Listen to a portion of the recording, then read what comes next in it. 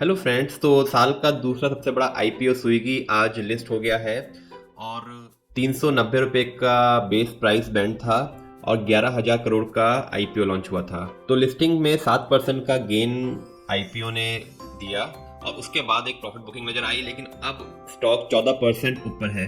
तो क्या अब रिटेलर्स को उसमें इन्वेस्ट करना चाहिए या फिर एग्जिस्टिंग रिटेलर्स जिनको आईपीओ लिस्ट हुआ था क्या प्रॉफिट बुकिंग करनी चाहिए? आइए देखते हैं डिटेल्ड फंडामेंटल और टेक्निकल स्विगी स्टॉक की और क्या व्यू नजर आता है। देखिए, बहुत अच्छा स्टॉक है एज अ बिजनेस प्रोस्पेक्ट, लेकिन कंपनी अभी भी काफी लॉस अपने बुक्स में शोकेस कर रही है कंपेयर टू जोमेटो। तो इसलिए एक कंसर्न है कि एक बिजनेस इनका पैसा खा रहा है। तो आइए डिटेल में बात करेंगे टेक्निकली और फंडामेंटली। तो क्विकली देखते हैं टेक्निकली।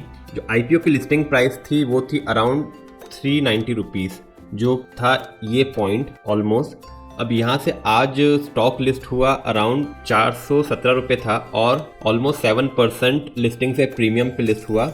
लेकिन उसके बाद देखेंगे कि स्टॉक के अंदर पहले 15 मिनट के अंदर ही गिरावट आई और स्टॉक दोबारा से 390 रुपये पे पहुंच गया जो इसका लिस्टिंग प्राइस था, और उसके अगले 15 मिनट उसी रेंज पे मूव करता रहा। लेकिन 945 पे इस कैंडल को देखेंगे तो स्टॉक ने एक वॉल्यूम के साथ में एक अपराइज दिया।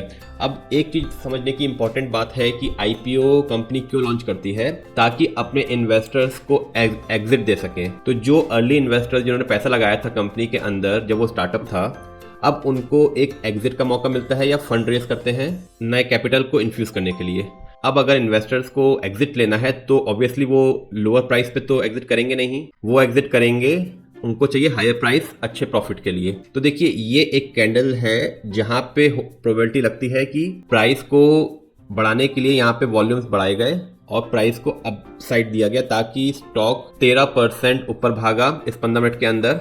और उसके बाद देखिए कॉन्स्टेंटली ही स्टॉक एक डोजी कैंडल बना रहा है, मतलब अनसर्टेनिटी। देखिए ये सारी कैंडल्स डोजी हैं, मतलब अब इस बढ़ने के बाद अनसर्टेनिटी नजर आ रही है। तो रिटेल इन्वेस्टर क्या करे, क्या यहाँ पे इन्वेस्ट करे या एग्जिस्टिंग जिनको आईपीओ लिस्ट हुआ यहाँ पे एग्जिट कर लें? तो कुछ फंडामेंटल्स हम देखते हैं कि क्यों स्टॉक अभी एक्सपेंसिव लग रहा है और यहाँ पे बिल्कुल भी नया इन्वेस्टमेंट तो बिल्कुल नहीं होना चाहिए, बल्कि एग्जिस्टिंग इन्वेस्टर जिनको आईपीओ लिस्ट हुआ था यहाँ पे एक प्रॉफिट ले सकते हैं। और दोस्तों, आगे बढ़ने से पहले अगर आपको वीडियो अच्छा लगा तो काइंडली लाइक एंड सब्सक्राइब, ताकि ऐसे और वीडियो आप तक रेगुलरली पहुंच सके। देखिए, कंपनी वाइज बहुत अच्छी कंपनी है और डेफिनेटली आने वाले टाइम में ये प्रॉफिट देगी, लेकिन एक क्वार्टर या 2 क्वार्टर, 3 क्वार्टर या 1 साल, ये एक क्वेश्चन है। क्योंकि इसके अगर हम फंडामेंटल देखें और उसको जोमेटो से कंपेयर करें तो हमें एक आइडिया लगेगा, क्योंकि बिजनेस मॉडल दोनों का बिल्कुल सेम है। 2 ही प्लेयर्स हैं इंडिया में जो फूड डिलीवरी का बिजनेस कर रहे हैं। तो अगर हम इसका मार्केट कैप देखें तो 87,000 करोड़ इसका मार्केट कैप है कंपेयर टू जोमेटो जो 2,31,000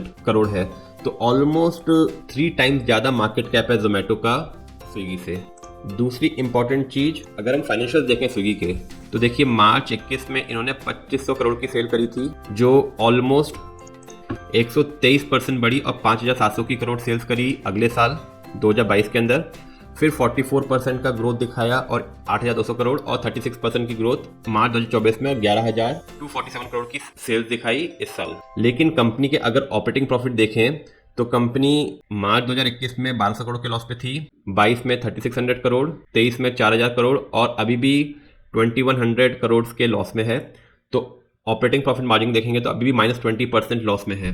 अब इसको अगर हम क्विकली जोमेटो से कंपेयर करेंगे तो देखिए मार्च 2024 में जोमेटो ने सेल्स करी 1,200 करोड़ की और स्विगी ने करी 11,247 करोड़ की, तो ऑलमोस्ट 800 करोड़ कम कर ऑलमोस्ट क्लोजर फिगर्स हैं। लेकिन जो ऑपरेटिंग प्रॉफिट है वो देखिए स्विगी का 2,100 करोड़ लॉस है कंपेयर टू जोमेटो जो कि 43 करोड़ प्रॉफिट में रही। और तो सेम रेवेन्यू पे जहां जोमेटो प्रॉफिटेबल आ रही है, सेम रेवेन्यू पे स्विगी अभी भी लॉस मेकिंग कंपनी है, क्योंकि जो इनके एक्सपेंसेस हैं देखिए 11,247 करोड़ के सेल्स पे 13,447 करोड़ इनके एक्सपेंसेस हैं, जिसकी वजह से इनका ऑपरेटिंग मार्जिन -20% है। तो अगर आप दोनों कंपनीज को कंपेयर करें तो जोमेटो सेम रेवेन्यू पे प्रॉफिटेबिलिटी शो कर रही है, वेयरएज स्विगी अभी भी एक लॉस मेकिंग कंपनी है जिसको टाइम लगेगा और शोकेस करना पड़ेगा, उसको प्रूव करना पड़ेगा अपने आप को प्रॉफिटेबल लाने में। तो इसलिए अब इस प्राइस के ऊपर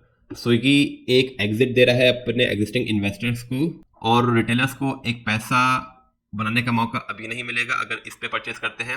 हो सकता है यहाँ से प्राइस एक बार को अपने लिस्टिंग प्राइस से भी नीचे आए, क्योंकि जैसा हमने जोमेटो में देखा, तो देखिए जोमेटो में भी लिस्टिंग हुई थी अराउंड 138 रुपीज़ के आसपास और उसके बाद स्टॉक बढ़ के 175 रुपीज़ तक गया इस पॉइंट पे अगले 1-2 महीने। लेकिन उसके बाद स्टॉक के अंदर रियल प्रॉफिट बुकिंग आई, क्योंकि जो इन्वेस्टर्स थे उनको ग्रेजुअली एग्जिट मिलता गया यहाँ पे, और इसके बाद जो रिटेलर्स थे जिन्होंने इस जोन में परचेस किया था वो ट्रैप हुए और एक लॉन्ग टर्म के लिए स्टॉक ने एक अपना बेस बनाया जब तक कि वो प्रॉफिटेबल नहीं हुआ और मार्केट में उसने अपनी प्रॉफिटेबिलिटी शो नहीं करी। देखिए अब ये स्टार्टअप नहीं है, अब ये एक ऑर्गेनाइजेशन है और एक प्राइवेट लिमिटेड कंपनी की ग्रोथ अर्निंग्स ही उसकी शेयर वैल्यू बढ़ाती है। तो अब ये स्टार्टअप नहीं है कि ये मनी कंज्यूम करते रहे हैं और नेगेटिव में रहे, इनको अपनी प्रॉफिटेबिलिटी शो करनी पड़ेगी प्राइस को बढ़ाने के लिए। तो इसलिए अगला क्वार्टर बहुत इंपॉर्टेंट रहेगा स्विगी के लिए शोकेस करने के लिए।